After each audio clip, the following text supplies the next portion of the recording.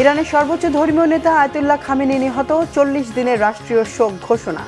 দেশ পরিচালনায় আলীরেজা আরাফির নেতৃত্বে 3 সদস্যের লিডারশিপ কাউন্সিল। মধ্যপ্রাচ্যে বাংলাদেশি নাগরিকদের নিরাপত্তা নিশ্চিতের নির্দেশ প্রধানমন্ত্রীর। ভূমিকম্প পরবর্তী পরিস্থিতি মোকাবেলায় ঢাকায় 1 লাখ স্বেচ্ছাসেবক তৈরির নির্দেশ। যুদ্ধ দীর্ঘস্থায়ী হলে দেশে অর্থনীতিতে নেতিবাচক প্রভাবের শঙ্কা বিশ্লেষকদের। ফ্লাইট স্থগিতের বিপাকে বহু বাংলাদেশি, ফ্লাইট রিশিডিউলের আশ্বাস প্রতিমন্ত্রীর। দেশের শীর্ষ সন্ত্রাসী ও চাঁদাবাজদের দ্রুত আইনের আওতায় আনা হবে, অ্যাকশন শুরু হবে শীঘ্রই, জানিয়েছেন স্বরাষ্ট্রমন্ত্রী। লাশ গুমের উদ্দেশ্যে ওবায়দুল্লাহকে 7 টুকরা করে ফেলা হয় রাজধানীর বিভিন্ন জায়গায়। শাহিনকে গ্রেফতারের পর নিশ্চিত হয়েছে পুলিশ।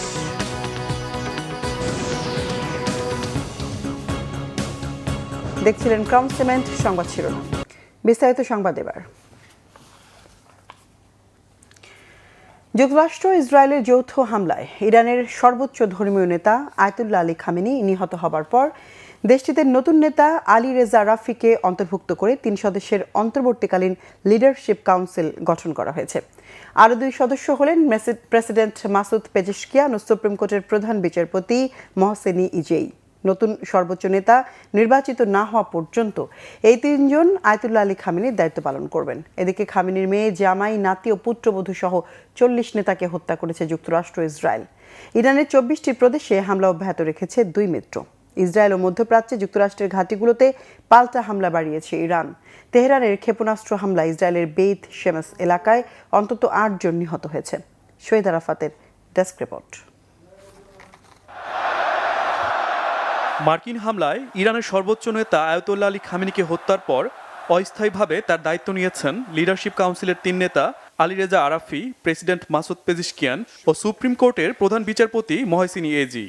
রবিবার গার্ডিয়ান কাউন্সিলের নেতা আলীরেজা আরাফিকে আইনজ্ঞ পদে নির্বাচিত করে এই ঘোষণা দেয় ইরান। নতুন সর্বোচ্চ নেতা নির্বাচিত না হওয়া পর্যন্ত এই 3 জন আয়াতুল্লাহ আলী খামেনির দায়িত্ব পালন করবেন। ইরান ও মুসলিম বিশ্বের জোরালো কণ্ঠস্বর আয়াতুল্লাহ আলী খামেনি নিহত হওয়ায় ইরান সহ মুসলিম বিশ্বজুড়ে চলছে শোক। কিন্তু প্রশ্ন উঠেছে, নিরাপদ আশ্রয়ে সরিয়ে নেওয়া খামেনিকে কিভাবে হত্যা করল যুক্তরাষ্ট্র ও ইসরায়েল? কোথায় ছিলেন খামেনি? তার নিরাপত্তা ব্যবস্থা কি ঢিলেঢালা ছিল? সিআইএ কিভাবে তার তথ্য পেল? চমকে যাওয়ার মতো তথ্য দিয়েছে ইরানের রাষ্ট্রীয় গণমাধ্যম। সরকারি সংবাদ সংস্থা ফার্সের তথ্য অনুযায়ী স্থানীয় সময় শনিবার সকালে নিজের অফিসেই ইসরায়েল ও যুক্তরাষ্ট্রের প্রথম দফার যৌথ হামলায় নিহত হন খামেনি। অর্থাৎ কোনো গোপন নিরাপদ আশ্রয় কেন্দ্রে ছিলেন না ইরানের সর্বোচ্চ নেতা। ওই হামলায় খামেনির মেয়ে, জামাই, নাতি ও পুত্রবধূও নিহত হয়েছেন। ইরানের আনুষ্ঠানিক ঘোষণার আগেই সামাজিক মাধ্যম ট্রুথ সোশ্যালের পোস্টে মার্কিন প্রেসিডেন্ট ডোনাল্ড ট্রাম্প দাবি করেন ইতিহাসের নিকৃষ্ট ব্যক্তিদের মধ্যে অন্যতম খামেনিকে হত্যা করা হয়েছে। এদিকে সর্বোচ্চ নেতাকে হারিয়ে গভীর শোকে ডুবেছেন খামেনির সমর্থক ও রক্ষণশীল গোষ্ঠীগুলো। ঘোষণা করা হয়েছে 7 দিনের সরকারি ছুটি ও 40 দিনের রাষ্ট্রীয় শোক। অন্যদিকে ইরানের ভেতরে ও বাইরে অনেকে মর্মান্তিক এই হত্যাকাণ্ডকে স্বৈরশাসনের অবসান হিসেবে দেখছেন। ইস্পাহান, কারাজ ও তেহরানের কিছু অংশে অনেকে গাড়ির হর্ন বাজিয়ে মিষ্টি বিতরণ করে আর আতশবাজি পুড়িয়ে উদযাপন করতে দেখা গেছে। খামেনি হত্যাকাণ্ডের পরও ইরানে বন্ধ হয়নি যুক্তরাষ্ট্র ইসরায়েলের আগ্রাসন, বরং দ্বিতীয় দিনে ইরানের 30টির বেশি লক্ষ্যবস্তুতে আঘাত এনেছে যুক্তরাষ্ট্র ও ইসরায়েল। মার্কিন প্রেসিডেন্ট ডোনাল্ড ট্রাম্প সাফ জানিয়ে দিয়েছেন যৌথ হামলা চলবে, থেমে থাকেনি ইরানও। মধ্যপ্রাচ্যের মার্কিন ঘাঁটিগুলোতে জারি রেখেছে প্রতিশোধের হামলা। পাল্টা হামলা অব্যাহত রাখলেও যুক্তরাষ্ট্র ও ইসরায়েলের সামরিক অভিযান বন্ধ করতে জাতিসংঘ মহাসচিব আন্তোনিও গুতেরেসকে চিঠি পাঠিয়েছেন ইরানের পররাষ্ট্রমন্ত্রী আব্বাস আরাকচি। জবাবে নিরাপত্তা পরিষদের বৈঠকে যুদ্ধ বন্ধে মার্কিন প্রেসিডেন্ট ডোনাল্ড ট্রাম্পকে আহ্বান জানিয়েছেন জাতিসংঘ মহাসচিব। ইরানে যুক্তরাষ্ট্র ও ইসরায়েলের হামলা রেড লাইন ক্রস করেছে বলে মন্তব্য করেছে চীন। নিরাপত্তা পরিষদের বৈঠকে অবিলম্বে যুদ্ধ বন্ধের দাবি জানিয়েছে Beijing. Shahid Arafat, Bangla vision, news desk. মধ্যপ্রাচ্যের যুদ্ধ পরিস্থিতিতে বাংলাদেশি নাগরিকদের নিরাপদে রাখতে যথাযথ উদ্যোগের নির্দেশ দিয়েছেন প্রধানমন্ত্রী তারেক রহমান। মধ্যপ্রাচ্য সংকটে তেলের বাজারের প্রভাব বাংলাদেশে পড়বে না বলে আশাবাদী পররাষ্ট্র বিষয়ক উপদেষ্টা। অন্যদিকে ভূমিকম্প পরবর্তী পরিস্থিতি মোকাবেলায় ঢাকায় 1 লাখ স্বেচ্ছাসেবক প্রস্তুত রাখার নির্দেশ দিয়েছেন প্রধানমন্ত্রী। রাজধানীর বিভিন্ন এলাকার খেলার মাঠ ও স্কুলগুলোকে আশ্রয় কেন্দ্র বিবেচনায় প্রস্তুত রাখতেও বলেছেন। রিপোর্ট সৈয়দ আব্দুল মুহিতের। সপ্তাহের প্রথম সরকারি কার্যদিবস রবিবার সচিবালয়ের নিজ দপ্তরে অফিস করেন প্রধানমন্ত্রী তারেক রহমান। শুরুতেই বসেন দুর্যোগ ব্যবস্থাপনা নিয়ে সংশ্লিষ্ট মন্ত্রী, প্রতিমন্ত্রী ও সচিবের সাথে। পরে বৈঠকের বিস্তারিত জানান দুর্যোগ ব্যবস্থাপনা ও ত্রাণ মন্ত্রী আসাদুল হাবিব দুলু। 1 লক্ষ স্বেচ্ছাসেবক আমরা যেমন আমাদের কোস্টাল এরিয়ার মধ্যে আছে, একই আঙ্গিকে একই মডেলে তৈরি করার জন্য আমাদের একটা নির্দেশনা দিয়েছে। বিশেষ করে ওই সময় লোকজন ঢাকা শহরে বিভিন্ন খেলার মাঠ, স্কুলকে চিহ্নিত করতে বলা হয়েছে আমাদেরকে, এবং আরও কিছু নির্দেশনা দিয়েছে কিছু ইকুইপমেন্ট দ্রুত গতিতে যাতে আমরা প্রকিউরমেন্ট করতে পারি এবং অ্যাওয়ারনেস তৈরি করার জন্য অন্য অন্য মন্ত্রণালয়ের সঙ্গে আমাদের কাজ করার নির্দেশনা দিয়েছে। এগুলো নিয়ে আমরা কাজ করে আগামী 11 তারিখ আবার আমরা বসে এটার ফলো আপ দিব। পরে প্রধানমন্ত্রীর সাথে মধ্যপ্রাচ্যের যুদ্ধ পরিস্থিতিতে বাংলাদেশের ভূমিকা ও করণীয় নিয়ে আলোচনা হয় পররাষ্ট্রমন্ত্রী ও পররাষ্ট্র উপদেষ্টার। বৈঠক শেষে ব্রিফিং করেন পররাষ্ট্র বিষয়ক উপদেষ্টা হুমায়ুন কবির। এবং আমাদের সিটিজেন্সদের ব্যাপারে বাংলাদেশি যারা আছে ওইসব জায়গায় এরাই আমাদের প্রায়োরিটি, এবং যারা স্ট্যান্ডার্ড আছে প্যাসেঞ্জাররা এদেরকে সহায়তা করা। আমি নিজেই প্রাইম মিনিস্টারের নির্দেশে গতকালকে এয়ারপোর্টে গেছি বিমানমন্ত্রী মাননীয় বিমানমন্ত্রীর সাথে। তো মানে in terms of we are coordinating well, যাতে কোনো ডিস্ট্রেস আমাদের সিটিজেন্সদের হয় না, ফ্লাকচুয়েশন হইতে পারে, বাট আমাদের মানে মোটামুটি প্রস্তুতি ভালো এগুলোর জন্য। এগুলা নিয়ে কোনো তেমন শঙ্কিত কিছু নাই। পররাষ্ট্র উপদেষ্টা জানান, মধ্যপ্রাচ্যের সমস্যা কূটনৈতিক তৎপরতা ও আলোচনার মাধ্যমে সমাধানের জন্য আন্তর্জাতিক মহলকে আহ্বান জানিয়েছেন প্রধানমন্ত্রী তারেক রহমান। সৈয়দ আব্দুল মুহিত, বাংলা ভিশন, ঢাকা। ইরানের উপর হামলার প্রেক্ষাপটে সেখানে বসবাসরত বাংলাদেশি নাগরিকদের নিরাপত্তা ও সুরক্ষা নিয়ে গভীর উদ্বেগ প্রকাশ করেছে বাংলাদেশ। পররাষ্ট্র মন্ত্রণালয়ের এক বিবৃতিতে বলা হয়েছে, এই দ্বন্দ্ব অব্যাহত থাকলে তা কেবল আঞ্চলিক শান্তি, স্থিতিশীলতা এবং বেসামরিক জনগণের নিরাপত্তাকেই বিপন্ন করবে বলে সতর্ক করছে বাংলাদেশ। সংশ্লিষ্ট সকল পক্ষকে সর্বোচ্চ সংযম প্রদর্শন এবং মতপার্থক্য নিরসনে কূটনৈতিক আলোচনায় ফিরে আসার আহ্বান জানানো হয়েছে ঢাকার পক্ষ থেকে। বাংলাদেশ এই অঞ্চলের বেশ কিছু দেশের সার্বভৌমত্ব লঙ্ঘনেরও নিন্দা জানিয়েছে, যার মধ্যে রয়েছে বাহরাইন, ইরাক, জর্ডান, কুয়েত, কাতার, সৌদি আরব এবং সংযুক্ত আরব আমিরাত। বাংলাদেশ আশা করে যে দ্রুততম সময়ের মধ্যে পরিস্থিতি শান্ত হবে এবং পুরো অঞ্চল জুড়ে শান্তি, নিরাপত্তা ও স্থিতিশীলতা ফিরে আসবে। এদিকে ইরান ইসরায়েল ইস্যুতে মধ্যপ্রাচ্যে বাংলাদেশের নাগরিকদের নিরাপত্তা নিয়ে গালফভুক্ত দেশগুলোর প্রতিনিধি দলের সাথে বৈঠক করেছেন পররাষ্ট্র সচিব আসাদ আলম সিয়াম। সকালে 20 মিনিটের কিছু বেশি সময়ের বৈঠকে বাংলাদেশি যারা মধ্যপ্রাচ্যের দেশগুলোতে যেতে পারেননি কিন্তু যাবার কথা ছিল, তারা যেন ভিসা নিয়ে সংকটে না পড়েন সেজন্য দেশগুলোর সহযোগিতা চাওয়া হয়। একই সাথে দ্রুত যাবার ব্যবস্থা করতেও বাংলাদেশের পক্ষ থেকে বলা হয়েছে। এ সময় দেশগুলোর পক্ষ থেকে জানানো হয়, পরিস্থিতি যত দ্রুত স্বাভাবিক হবে তত দ্রুত বাংলাদেশিদের সংকট সমাধানের চেষ্টা করবে তারা। ইরান ইসরায়েল যুদ্ধ দীর্ঘস্থায়ী হলে বাংলাদেশের অর্থনীতিতে নেতিবাচক প্রভাব পড়ার শঙ্কা করছেন অর্থনীতি বিশ্লেষক ডক্টর খন্দকার গোলাম মোয়াজ্জেম। যুদ্ধের প্রভাবে মূল্যস্ফীতি উস্কে যাওয়ার পাশাপাশি তেল, গ্যাসের মতো জ্বালানির দাম বাড়তে পারে বলে মনে করছেন তিনি। সাময়িক প্রতিক্রিয়া বিশ্বব্যাপী হচ্ছে। সাপ্লাই চেইনগুলো, মূলত জ্বালানির সাপ্লাই চেইনগুলোতে একটা বড় রকমের ইন্টারাকশন হবে সাময়িকভাবে। যদি হরমুজ প্রণালী কার্যরত না থাকে তাহলে ওমান, কুয়েত, ইরাক এবং ইরান থেকে যে তেলগুলো আসে বিভিন্ন দেশে যায়, প্রায় 20% তেল এই চ্যানেল দিয়ে যায়, সেটিতে একটা সাময়িক প্রতিক্রিয়া পড়তে পারবে। ইতিমধ্যে আমরা বৈশ্বিক বাজারে দেখতে পাচ্ছি যে ক্রুড জ্বালানির মূল্য $1 থেকে $2 বেড়েছে। সুতরাং এটা আরও কিছুটা বাড়ার সম্ভাবনা আছে। যেহেতু বাংলাদেশের দীর্ঘমেয়াদী জ্বালানির কন্ট্রাক্টগুলো করা আছে মধ্যপ্রাচ্যের দেশগুলো এবং দক্ষিণ পূর্ব এশিয়ার দেশগুলোর সঙ্গে, সুতরাং সেই হিসেবে আপাতভাবে জ্বালানি জনিত অভ্যন্তরীণ বাজারে সংকটে পড়ার কথা না। কিন্তু সমস্যা হবে যদি হরমুজ প্রণালী বন্ধ হলে, যদি জ্বালানি সরবরাহ চ্যানেলে যদি কোনো সমস্যা তৈরি হয়, তাহলে বাংলাদেশকে হয়তো সেক্ষেত্রে দক্ষিণ পূর্ব এশিয়ার যে দেশগুলোর সঙ্গে তার চুক্তি রয়েছে, মালয়েশিয়া, ব্রুনেই, এই সমস্ত দেশগুলোকে হয়তো ব্যবহার করার প্রয়োজন পড়বে। ইরানে যুক্তরাষ্ট্র ইসরায়েলের যৌথ হামলার কারণে মধ্যপ্রাচ্যের প্রায় সব দেশের আকাশসীমা বন্ধ করে দেয়ায় বিপাকে পড়েছেন বাংলাদেশের প্রবাসী শ্রমিক ও যাত্রীরা। হযরত শাহজালাল আন্তর্জাতিক বিমানবন্দরে অনিশ্চয়তা নিয়ে অপেক্ষায় মধ্যপ্রাচ্যগামী প্রবাসী শ্রমিকরা। তবে বাতিল হওয়া ফ্লাইট রিশিডিউল করে যাত্রীদের গন্তব্যে পৌঁছে দিতে সরকারের প্রস্তুতি রয়েছে বলে জানিয়েছেন বিমান প্রতিমন্ত্রী এম রশিদুজ্জামান মিল্লাত। তিনি জানান, আজ রিয়াদ, জেদ্দা ও মাস্কাট রুটে ফ্লাইট চালু করেছে ইউএস বাংলা এয়ারলাইন্স। পরিস্থিতির উন্নতি হলে বিমান বাংলাদেশ এয়ারলাইন্স সহ অন্যান্য ফ্লাইটও স্বাভাবিক করা হবে। প্রতিমন্ত্রী আরও জানান, ইরান ইসরায়েল পরিস্থিতি বিবেচনা করে ঢাকা থেকে মধ্যপ্রাচ্যগামী বাতিল হওয়া অর্ধশতাধিক ফ্লাইট রিশিডিউল করা হবে। বিমান যে ফ্লাইটগুলি মধ্যপ্রাচ্যে যাচ্ছে, সেই মধ্যপ্রাচ্যের ফ্লাইটগুলি আপাতত স্থগিত করে আমরা রিরুট করে রিশিডিউল করে আমরা লোকজনগুলি পাঠানোর ব্যবস্থা করছি। সমাজ কল্যাণ মন্ত্রী ডাক্তার জাহিদ হোসেন বলেছেন, ফ্যামিলি কার্ডের জন্য তালিকাভুক্তিতে সরকারি কর্মকর্তারা তদারকি করছেন। এতে ইচ্ছে করে কাউকে বাদ দেয়া বা যুক্ত করার কোনো সুযোগ নেই। সকালে রাজধানীর কড়াইল বস্তিতে ফ্যামিলি কার্ডের মাঠ পর্যায়ের কার্যক্রম দেখতে গিয়ে তিনি কথা বলেন। মন্ত্রী বলেন, 5 মার্চের মধ্যেই তথ্য সংগ্রহের কাজ শেষ হবে। 8 তারিখের মধ্যেই প্রথম পর্যায়ের কার্ড বিতরণের জন্য সব কার্যক্রম সম্পন্ন হবে। 10 মার্চ প্রধানমন্ত্রী তারেক রহমান এই কার্ড বিতরণ করবেন। ডাক্তার জাহিদ বলেন, প্রথম পর্যায়ের কাজ শেষ হলে দ্বিতীয় পর্যায়ের কাজে হাত দেওয়া হবে। হতদরিদ্র, দরিদ্র এবং নিম্নবিত্ত পরিবারের নারীরা আগে এই কার্ড পাবেন।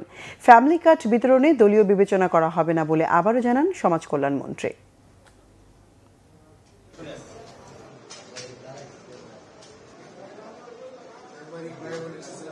যেভাবে আমাদের কাজকর্ম চলছে, আমরা বিভিন্ন মন্ত্রণালয়, দপ্তর, অধিদপ্তর এবং মাঠ পর্যায়ে ডিসি বলেন, ইউনো সাহেবরা বলেন, প্রত্যেকটা জেলায় যে 14টা জেলা নেওয়া হয়েছে, জেলার এবং প্রত্যেকটি উপজেলার ইউনো সহ সংশ্লিষ্ট ডিপার্টমেন্টের কর্মকর্তাদের যে সহযোগিতা আমরা পাচ্ছি, এবং আমরা খুব আশাবাদী যেটা নিয়ারলি 100% এরর ফ্রি হবে এবং এখানে ইনক্লুশন বা এক্সক্লুশনে কোনো ধরনের প্রশ্ন করার সুযোগ হয়তোবা খুব কমই থাকবে।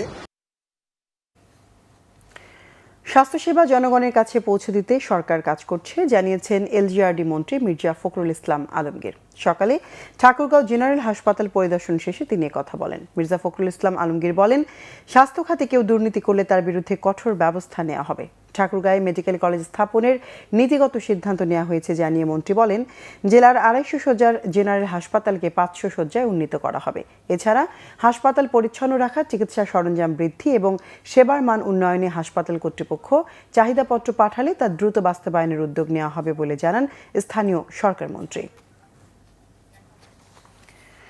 দেশের শীর্ষ সন্ত্রাসী ও চাঁদাবাজদের খুব শীঘ্রই আইনের আওতায় আনা হবে বলে জানিয়েছেন স্বরাষ্ট্রমন্ত্রী সালাউদ্দিন আহমেদ। বলেন, কিভাবে আনা হবে সেই পরিকল্পনা ফাঁস করা সম্ভব নয়, তবে অ্যাকশন শুরু হবে শীঘ্রই। মাঠ থেকে সেনা সদস্যদের প্রত্যাহারের বিষয়ে সরকারের বিভিন্ন পর্যায়ে আলোচনার পর সিদ্ধান্ত নেওয়া হবে বলে জানান স্বরাষ্ট্রমন্ত্রী। রিপোর্ট রিশান নাসরুল্লাহর।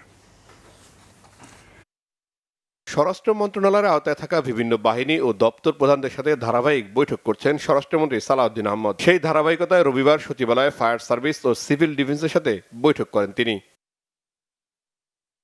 পরে স্বরাষ্ট্রমন্ত্রী সাংবাদিকদের জানান, দেশের আইন শৃঙ্খলা পরিস্থিতি ভালো রয়েছে। চট্টগ্রামে গোলাগুলির ঘটনায় করা প্রশ্নের জবাবে স্বরাষ্ট্রমন্ত্রী বলেন, সন্ত্রাসীদের চিহ্নিত করা হয়েছে। বিএনপির বিরুদ্ধে চাঁদাবাজির অভিযোগ প্রসঙ্গে বলেন, ঢালাও মন্তব্যের জবাব দেওয়া যায় না। আমি আপনাদের জ্ঞাতার্থে বলতে চাই, বাংলাদেশে যত শীর্ষ সন্ত্রাসী আছে, এরকম যত চাঁদাবাজ আছে, তারা অতি অবশ্যই যাতে আইনের আওতায় আসে, ধৃত হয়, সেই ব্যবস্থা আমরা খুব দ্রুত নেব। আমি আমাদের পরিকল্পনাটা এখানে এখনই ফাঁস করতে চাই না। এই বিষয়ে আমরা অত্যন্ত কঠোর। তাদেরকে চিহ্নিত করে আইনের আওতায় নিয়ে আসেন, আইন শৃঙ্খলা বাহিনীর হাতে তাদেরকে সুপর্দ করেন, কিন্তু কোনো অভিযোগ ঢালাওভাবে করলে তো তার জবাব দেওয়া যায় না। রাজনৈতিক সরকার ক্ষমতায় বসার পরেও মাঠ পর্যায়ে সশস্ত্র বাহিনী থাকার বিষয়ে মন্ত্রী বলেন, এই বিষয়ে আলোচনা করবে সরকার। ভারতীয় হাইকমিশনের সঙ্গে বৈঠকে রাষ্ট্রীয় স্বার্থকে অগ্রাধিকার দেওয়া ও সীমান্ত হত্যা বন্ধে পদক্ষেপ নেওয়ার বিষয়টি বলা হয়েছে বলে জানান সালাউদ্দিন আহমেদ। সরকারের যে আগের নির্দেশনা অনুসারে পরবর্তী নির্দেশ না দেওয়া পর্যন্ত সশস্ত্র বাহিনী যেভাবে মাঠে ছিল উইথ ম্যাজিস্ট্রিয়াল পাওয়ার সেভাবেই আছে। এই মেয়াদটা কবে শেষ হবে আমার এখন জানা নাই, আমি দেখতে হবে। তা আমরা এটা সরকারের উচ্চ পর্যায়ে আলোচনা করে আমাদেরকে নির্ধারণ করতে হবে যে সশস্ত্র বাহিনী আর কতদিন মাঠে থাকবে। তারাও আর মাঠে দীর্ঘদিন থাকতে চায় না। প্রতিবেশী হিসাবে আমাদের ভারতের সাথে অনেক বেশি লেনদেন আছে, ব্যবসা বাণিজ্য আছে, যাতায়াত আছে বিভিন্ন ক্ষেত্রে, সেই সমস্ত বিষয়ে এবং সিকিউরিটি অ্যাসপেক্টগুলো নিয়ে তারা কথা বলতে এসেছিলেন। অন্তর্বর্তী সরকারের জারি করা অধ্যাদেশগুলো গ্রহণ বা বর্জনের ব্যাপারে সাংবাদিকদের এক প্রশ্নের জবাবে স্বরাষ্ট্রমন্ত্রী বলেন, এ বিষয়ে সংসদ সিদ্ধান্ত নেবে। 15 দিন পর পর্যন্ত বোধহয়। রিশান নাসরুল্লাহ, বাংলা ভিশন, ঢাকা। মধ্যপ্রাচ্যের যুদ্ধ পরিস্থিতিতে প্রবাসী শ্রমিকদের বিষয়ে সরকার সর্বোচ্চ গুরুত্ব দিয়ে কাজ করছে বলে জানিয়েছেন প্রবাসী কল্যাণ ও বৈদেশিক কর্মসংস্থান প্রতিমন্ত্রী নুরুল হক নূর। সকালে পটুয়াখালী জেলা প্রশাসকের কার্যালয়ে জেলার বিভিন্ন সরকারি দপ্তরের কর্মকর্তাদের সঙ্গে মতবিনিময় শেষে সাংবাদিকদের প্রশ্নের জবাবে তিনি একথা বলেন। পরামর্শে আজকে একটা জয়েন্ট কমিটি করে দেওয়া হয়েছে যেন সমন্বয় করে কাজ করতে পারে। যেমন এখানে বিমান ধরেন, এই ফ্লাইটের ক্ষেত্রে বিমান মন্ত্রণালয় ইনভলভ আছে, তো প্রধানমন্ত্রী কনসার্ন সকল অথরিটিকেই কানেক্ট করি কমিটি দিয়েছেন, কাজ করেছেন। এমনকি আমরা সোশ্যাল মিডিয়াতেও আপনার গ্রুপ খুলেছি যে বিভিন্ন দেশের অ্যাম্বাসেডর কিংবা লেবার উইংয়ের অফিসার, বাংলাদেশের যারা মিনিস্ট্রি এবং আমাদের মন্ত্রণালয় সবাই যেন আমরা মুহূর্তের মধ্যে মেসেজ পেয়ে যাচ্ছি। ইরান ক্রাইসিস নামে আমরা একটা হোয়াটসঅ্যাপ গ্রুপ খুলেছি, এরকম বিভিন্ন গ্রুপ আছে, ওই গ্রুপগুলোতে তাৎক্ষণিক কিন্তু সমস্ত ঘটনার আপডেট আমরা পাচ্ছি। সেই অনুযায়ী আমরা কনসার্ন যারা অফিসার তাদেরকে আমরা ইনস্ট্রাকশন দিচ্ছি, আমরা কথা বলছি। অনৈতিক প্রস্তাব আর কথা কাটাকাটির জেরে চাপাতি দিয়ে কুপিয়ে হত্যা করা হয় নরসিংদী শিবপুরের ওবায়দুল্লাহকে। লাশ গুম করতে তার দেহ 7 টুকরো করে রাজধানীর বিভিন্ন জায়গায় ফেলা হয়। তথ্য প্রযুক্তি সহায়তায় ওবায়দুল্লাহর রুমমেট শাহিনকে গ্রেফতারের পর এমন তথ্য জানায় পুলিশ। বিস্তারিত জানাচ্ছেন জিয়া খান। শনিবার সকালে রাজধানীর পল্টন, কমলাপুর সহ কয়েকটি জায়গা থেকে মানবদেহের বিচ্ছিন্ন হাত পা উদ্ধার করে পুলিশ। এমন ঘটনায় আতঙ্ক ছড়িয়ে পড়ে শহরে। নজরদারিতে নামে পুলিশ। খণ্ডিত অংশের ডিএনএ টেস্টের মাধ্যমে পরিচয় শনাক্ত করে পুলিশ। জানা যায় ব্যক্তিটির নাম ওবায়দুল্লাহ, নরসিংদী শিবপুরের বাসিন্দা সে। এই সূত্র ধরেই তদন্ত নামে আইনশৃঙ্খলা বাহিনী। জিজ্ঞাসাবাদের জন্য আটক করা হয় ওবায়দুল্লাহর রুমমেট শাহিনকে। তার দেয়া তথ্য ও সিসিটিভি ফুটেজ বিশ্লেষণ করে পুলিশ জানতে পারে শাহিনই খুন করে ওবায়দুল্লাহকে। পরে লাশের খণ্ডিত অংশ কখনো সাইকেলে বা সিএনজিতে করে রাজধানীর বিভিন্ন জায়গায় ফেলে দেয় শাহিন। পুলিশ জানায় ওবায়দুল্লাহ এবং শাহিন দুজনেই কমলাপুরের জসিমউদ্দিন রোডের একটি মেসে ভাড়া থাকতেন। শুক্রবার রাতে তাদের মধ্যে কথা কাটাকাটির জেরেই ওবায়দুল্লাহকে ঠান্ডা মাথায় খুন করে শাহিন। বিভিন্ন সময়ে যে হত্যা করেছেন যে শাহিন, তাকে সে কিছু অনৈতিক প্রস্তাব দিতেন। তো এই অনৈতিক প্রস্তাবটা যেহেতু তার বাড়ি হবিগঞ্জে, ধর্মীয় দৃষ্টিকোণ থেকে ওই অঞ্চলের লোকগুলা দেখবেন কিছুটা ধর্মবিরোধী থাকে, এবং এক পর্যায়ে এই নিয়ে তাদের মধ্যে একটু বিতণ্ডাও ছিল, কিছু ক্রোধও তার মধ্যে ছিল। এবং যখনই রাতের বেলা ঘুমাইলে মাঝে মাঝে তার রুমে গেলে সে তাকে রুম থেকে বের করে দিত, তখন সে দরজা আটকে মাঝে মাঝে ঘুমাইত।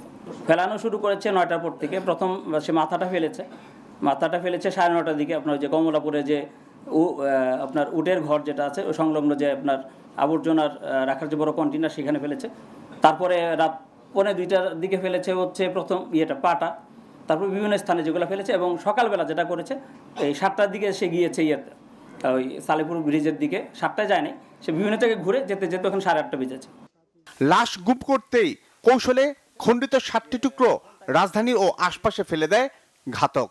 প্রথম যে খণ্ডগুলো ফেলেছে সেগুলো তো রাতের আধারে ফেলেছে, এটা নিয়ে প্রবলেম হয় না। সিএনজির ক্ষেত্রে সে যেটা কৌশল অবলম্বন করেছে, যে যখন তাকে সিএনজি ড্রাইভার জিজ্ঞেস করেছে ড্রামে কি আছে বা বালতিতে কি আছে, এখানে 2টা খণ্ড সে নিয়েছিল, একটা বালতিতে এবং এটা আপনার মোড়ানো ছিল, গামছাতে মোড়ানো ছিল। তখন সে বলেছে এখানে বিষাক্ত কেমিক্যাল আছে, এখানে এটা যে কোনো জায়গায় ফেলা যাবে না। হত্যায় ব্যবহৃত চাপাতি ও শাহিনের বাইসাইকেল জব্দ করেছে পুলিশ। জিয়া খান, বাংলা ভিশন, ঢাকা। যারা গণতন্ত্রের ফেরি করেন তারা কিভাবে একটি দেশে অমানবিক হামলা করতে পারে প্রশ্ন তুলেছেন জামাত ইসলামের নায়েবে আমির এটিএম আজহারুল ইসলাম। বলেন, জাতিসংঘ কয়েকটি দেশের তাবেদারি শক্তি হিসেবে অবতীর্ণ হয়েছে। ইরানের সর্বোচ্চ ধর্মীয় নেতা আয়াতুল্লাহ আলী খামেনি সহ ঊর্ধ্বতন সামরিক কর্মকর্তাদের হত্যা এবং চুয়াডাঙ্গায় জামাত নেতাকে হত্যার প্রতিবাদে রবিবার রাজধানীর জাতীয় মসজিদ বায়তুল মোকাররমের উত্তর গেটে বিক্ষোভপূর্ব সমাবেশে তিনি একথা বলেন। এ সময় এটিএম আজহার হামলা বন্ধ না করলে বাংলাদেশে ইসরায়েলি পণ্য বয়কটের হুঁশিয়ারি দেন। ইরানের ওপর ইসরায়েল ও যুক্তরাষ্ট্রের হামলাকে তিনি গণতন্ত্র ও মানবতার ওপর হামলা বলে উল্লেখ করেন। করেন। চুয়াডাঙ্গার জীবননগরে জামায়াতের নেতা হাফিজুরের হত্যার প্রতিবাদ জানিয়ে দলটির নেতারা বলেন, হত্যার রাজনীতি করে টিকে থাকা যায় না। অবিলম্বে হত্যাকারীদের গ্রেফতারের দাবি জানান তারা।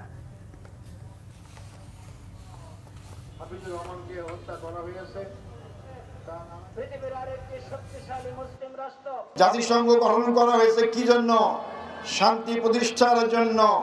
জাতিসংঘ কয়েকটি দেশের তাবেদার শক্তি হিসাবে তারা আজকে ভূমিকা অবতীর্ণ হয়েছে।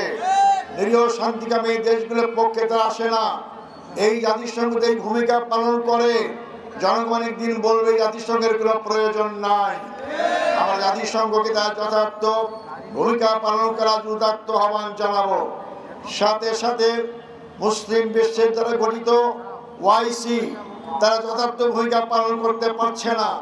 আমরা তাদেরকে আহ্বান জানাবো, আপনারা ওআইসি মুসলিম বিশ্বের মোড়ল হিসাবে, দায়িত্বপ্রাপ্ত হিসাবে আপনারা যথার্থ দায়িত্ব পালন করেন। ফ্যাসিস্ট আওয়ামী সরকারের মনোনীত রাষ্ট্রপতির বক্তব্যের মাধ্যমে নবনির্বাচিত সংসদ শুরু হলে জুলাই আহত ও শহীদদের সাথে বিশ্বাসঘাতকতা করা হবে বলে মন্তব্য করেছেন বিরোধী দলীয় চিফ হুইপ নাহিদ ইসলাম। রবিবার কৃষিবিদ ইনস্টিটিউটে জাতীয় যুব শক্তি আয়োজিত ইফতার মাহফিলে প্রধান অতিথির বক্তব্যে এমন মন্তব্য করেন তিনি। এ সময় রাষ্ট্রপতিকে অভিশংসন করে বিচারের আওতায় আনার দাবি জানান তিনি। নাহিদ ইসলাম বলেন, জুলাই হত্যাকাণ্ডের বিচার নিশ্চিতে সংসদ ও রাজপথে সরব থাকবে এনসিপি। এছাড়াও অন্তর্বর্তী সরকারের সময় জারি করা অধ্যাদেশগুলো সংসদে বৈধতা দেওয়ারও দাবি জানান নাহিদ ইসলাম।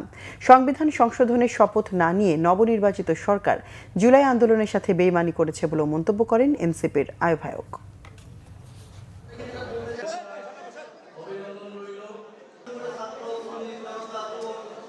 এবং সংসদকে অবিলম্বে সংস্কার পরিষদ হিসেবে ঘোষণা করতে হবে, শপথ নিতে হবে এবং যেই ফ্যাসিস্ট যেই রাষ্ট্রপতি সেই রাষ্ট্রপতির অভিশংসন করে তাকে গ্রেফতারের আওতায় আনতে হবে। আমরা কোনো ফ্যাসিস্টদের চিহ্ন এই বাংলাদেশে রাখবো না। 1400 মানুষকে হত্যা করা হয়েছে, 30,000-এর উপরে আমাদের ভাই বোনেরা আহত আছে। সেই আহত ভাই বোন এবং শহীদদের সেই হত্যার বিচার আমরা আদায় করে ছাড়বো ইনশাআল্লাহ। রোজা এলেই রাজধানীর প্রতিটি এলাকায় রকমারি সব ইফতার সাজিয়ে বসে হোটেল রেস্তোরাঁগুলো। ছোলা, বুট, মুড়ি, পেঁয়াজুর পাশাপাশি বিশেষ আইটেম হিসেবে চিকেন হারিয়ালি, চিকেন বিহারি কাবাবের আয়োজনও রাখা হচ্ছে। ঘরে তৈরি খাবারের পাশাপাশি একটু ভিন্ন স্বাদের খোঁজে হোটেল রেস্তোরাঁগুলোতে ভিড় করছেন রোজাদাররা। মুবাশশির আহমেদের রিপোর্ট। ঢাকার প্রায় প্রতিটি এলাকাতেই রমজান মাসে বসে বাহারি সব ইফতার আয়োজন। দুপুরের পর থেকে হোটেল রেস্তোরাঁগুলো তাদের নানা রকম মুখরোচক সব ইফতারের আইটেম সাজিয়ে বসে। ঢাকার হাতিরপুল বাংলা মোটর এলাকায় আমজাদ, আলম ও সুপার কাবাব অ্যান্ড কফি রেস্তোরাঁর মতো বেশ কিছু জনপ্রিয় রেস্তোরাঁ রয়েছে, যারা রমজান মাসে প্রতিদিনই রোজাদারদের জন্য ইফতারের প্রচলিত আইটেমগুলোর পাশাপাশি haleem, shashlik, chicken hariyali, chicken Bihari কাবাবের মতো রকমারি সব আইটেম সাজিয়ে বসে। আমাদের ক্রিম চপ আছে, তারপর আমাদের স্প্রিং রোল আছে, আরও ফিশ ফিঙ্গার আছে, অন্থন আছে। স্পেশাল বলতে তো ওই যে সাসলিকগুলো খুবই স্পেশাল হয়, চিকেন সাসলিক, বিফ সাসলিক, তাছাড়া চিকেন ফ্রাই, এগুলো অনেক সুস্বাদু। খাসির হালিম আছে 15 টাকা আর গরুটা 12 টাকা। ইফতারে একটু ভিন্ন স্বাদের খোঁজে রেস্তোরাঁগুলোতে আসেন রোজাদাররা। কেউ অফিস শেষে, কেউ আবার পরিবারের ইফতার আয়োজনের জন্য হোটেল রেস্তোরাঁগুলোতে যান। খালামুনির বাসায় আসছে মেইনলি, তো ওইখানে আরও আমার কাজিন আসছে, আরও অনেক গেস্ট আসছে, তো সবার জন্য রেশমি জিলাপিটা নেওয়া, যেটা খেতে খুবই পছন্দ করে বাসার সবাই, দ্যাটস ওয়াই। এখানে সুপার কাবাবের মধ্যে ভালো মানসম্মত পাওয়া যায়, এখান থেকে এর জন্য ক্রয় করলাম। ডিম চপ নিলাম আর ওই যে বেগুনি। অফিসে ইফতারি করার জন্য ইফতারি নেওয়া। পুরো রমজান মাস জুড়েই রকমারি সব ইফতারের আয়োজন করে এই এলাকার রেস্তোরাঁগুলো। মুবাশশির আহমেদ, বাংলা ভিশন, ঢাকা। জনবল সংকট, শয্যা ও উপকরণের অভাবে ধীর গতিতে চলছে রংপুর মেডিকেল কলেজ হাসপাতালের সেবা কার্যক্রম। 1.5 দশক আগে 1000 শয্যার হাসপাতাল ঘোষণা করা হলেও সেবা মিলছে পুরনো 600 শয্যাতেই। এতে ভোগান্তি বেড়েছে রোগীদের। জট ভাঙতে হাসপাতাল কর্তৃপক্ষ চিঠি চালাচালি করলেও ফাইলবন্দি রয়েছে সেই আশার আলো। রংপুর মেডিকেল নিয়ে জুয়েল আহমেদের 3 পর্বের রিপোর্টের আজ থাকছে প্রথমটি। ছবি তুলেছেন শাহনেওয়াজ জনি। এ দৃশ্য উত্তরের 4 কোটি মানুষের ভরসা স্থল রংপুর মেডিকেল কলেজ হাসপাতালের। রোগীর তীব্র চাপে সেবা নিতে হিমশিম খাচ্ছেন চিকিৎসকরা। 600 শয্যার জনবল দিয়ে হাসপাতালটি পরিচালিত হলেও নিয়মিত রোগী ভর্তি থাকছেন প্রায় 3000, আর প্রতিদিন বহির্বিভাগ ও জরুরি বিভাগ মিলিয়ে সেবা নিচ্ছেন অন্তত 6000 মানুষ। শয্যার সংকট থাকায় অনেক রোগী থাকছেন মেঝে আর বারান্দায়। জামের কারণে তো হয় না বেড পাওয়া সহজেই, যে কোনো একটা রুগী আসলে বেড পাওয়া যায় না।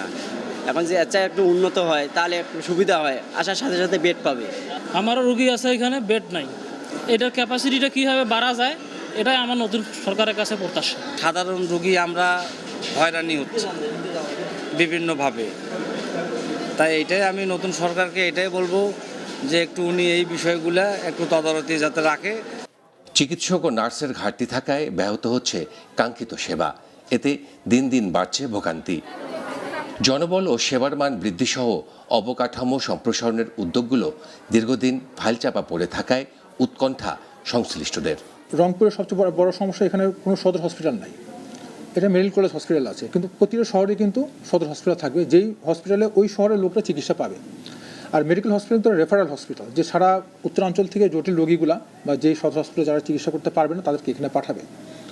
তখন এখানে কিন্তু এই হসপিটালটা একমাত্র রংপুরের হসপিটাল হওয়াতে যে কোনো রোগী কিন্তু এখানে ভর্তি হচ্ছে এবং চিকিৎসা নিতে হচ্ছে। প্রায় একটা বেডের এগেনস্টে প্রায় আড়াইজন রোগী ভর্তি থাকে। তার মানে কিন্তু 2 জন রোগী হয়তো বিছানা পাচ্ছে না, তারা হয় ফ্লোরে থাকছে, নাহলে ওই রোগীর সাথে বেড শেয়ার করা লাগছে। 1968 সালে 250 শয্যা নিয়ে রংপুর মেডিকেল কলেজ হাসপাতাল প্রতিষ্ঠিত হয়। 1976 সালে 500 ও 1993 সালে আরও 100 শয্যা বর্ধিত করে 600 শয্যায় রূপান্তরিত করা হয়। সর্বশেষ 2010 সালে 1000 শয্যায় উন্নীত করা হয় এ হাসপাতালকে। জুয়েল আহমেদ, বাংলা ভিশন, রংপুর। সংবাদ শেষ করব ক্রাউন সিমেন্ট শিরোনামগুলো আরেকবার জানিয়ে। ইরানের সর্বোচ্চ ধর্মীয় নেতা আয়াতুল্লাহ আলী খামেনি নিহত, 40 দিনের রাষ্ট্রীয় শোক ঘোষণা। দেশ পরিচালনায় আলী রেজা আরাফির নেতৃত্বে 3 সদস্যের লিডারশিপ কাউন্সিল। মধ্যপ্রাচ্যে বাংলাদেশি নাগরিকদের নিরাপত্তা নিশ্চিতের নির্দেশ প্রধানমন্ত্রীর। ভূমিকম্প পরবর্তী পরিস্থিতি মোকাবেলায় ঢাকায় 1 লাখ স্বেচ্ছাসেবক তৈরির নির্দেশ। যুদ্ধ দীর্ঘস্থায়ী হলে দেশের অর্থনীতিতে নেতিবাচক প্রভাবের শঙ্কা বিশ্লেষকদের। ফ্লাইট স্থগিতে বিপাকে বহু বাংলাদেশি, ফ্লাইট রিশিডিউলের আশ্বাস প্রতিমন্ত্রীর। দেশের শীর্ষ সন্ত্রাসী ও চাঁদাবাজদের দ্রুত আইনের আওতায় আনা হবে, অ্যাকশন শুরু হবে শীঘ্রই, জানিয়েছেন স্বরাষ্ট্রমন্ত্রী। লাশ গুমের উদ্দেশ্যে ওবায়দুল্লাহকে 7 টুকরা করে ফেলা হয় রাজধানীর বিভিন্ন জায়গায়। শাহিনকে গ্রেফতারের পর নিশ্চিত হয়েছে পুলিশ।